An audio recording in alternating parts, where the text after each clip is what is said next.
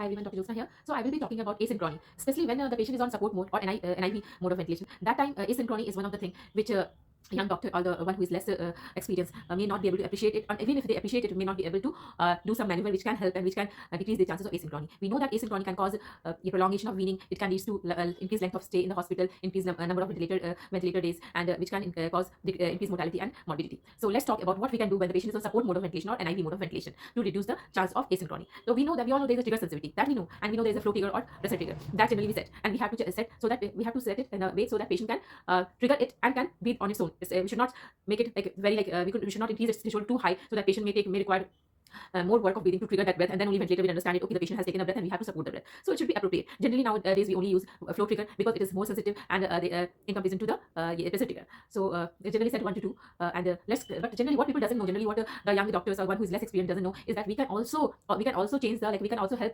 and do something which can help in the cyclic asynchrony can also be tackled with some maneuver. So that maneuver is called expiratory trigger setting. So expiratory trigger sensitivity can be set during the pressure support mode of ventilation, in which what we do, you have to go in the setting and there you can set the expiratory trigger sensitivity. What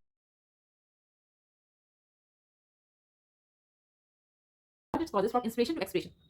So what happens when the patient triggered a breath, ventilator understands, okay, that when the trigger has been met, the ventilator understood that, okay, the patient wants to take breath and it will give a breath to, by giving a flow. So but when the ventilator should stop giving breath, so that even in the spontaneous breathing, even in the support mode of ventilation, we can do something of that. So what we can do, we can stop giving further breath and further ventilation, and the expiratory valve will open so that patient can exhale. So this can help in cyclic asynchrony, which are delay cycling, early cycling, or double trigger. So if the patient is having delay cycling, means the ventilator cycling is more than the patient cycling, then in that case, as a delay cycling, we have to increase the expiratory trigger sensitivity, and if it is early cycling, we have to decrease the expiratory trigger sensitivity. So increasing the expiratory trigger sensitivity, it causes decrease in inspiratory time, and decrease in expiratory trigger sensitivity, it causes increase in expiratory time. So accordingly, if the cycling is earlier happening, so if we will increase the so if the cycling is happening earlier, so if we will decrease the expiratory trigger sensitivity, then what will happen? It will the inspiratory time will increase and the exhalation valve will open with some delay in comparison to the previous setting. So we have to do maneuver according to the patient's cycling demand. So it will help in cyclic asynchrony. Thank you.